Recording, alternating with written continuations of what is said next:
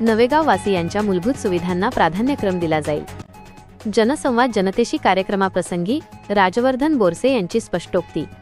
बागलाण विधानसभा मतदारसंघ निवडणुकीत नवेगाव वासियांनी आमदार दिलीप बोरसे साहेबांवर दाखवलेला विश्वास आणि मतदान रूपी दिलेला जोगवा आमच्या नेहमीच स्मरणात राहील।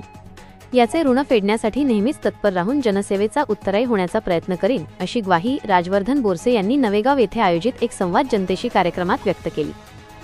बागलाण तालुक्यात परतीच्या पावसाने शेतमाल बरोबरच पांदण रस्त्यांची अवस्था अत्यंत दयनीय केली आहे। नवेगाव गावातील पांदण रस्तेही याला अपवाद ठरले नाही।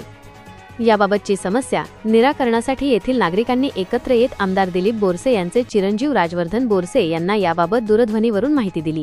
माहिती मिळताच रविवारी सकाळी भल्या पहाटे राजवर्धन बोरसे यांनी नवेगाव गाव गाठत नागरिकांशी संवाद साधला। नागरिकांना बरोबर घेत समस्याग्रस्त भागाची पाहणी करून लवकरच कार्यवाही करण्याचे आश्वासन देत नागरिकांना आश्वासित केले। त्यांच्या या समयसूचकतेने यावेळी उपस्थितांची मने जिंकली।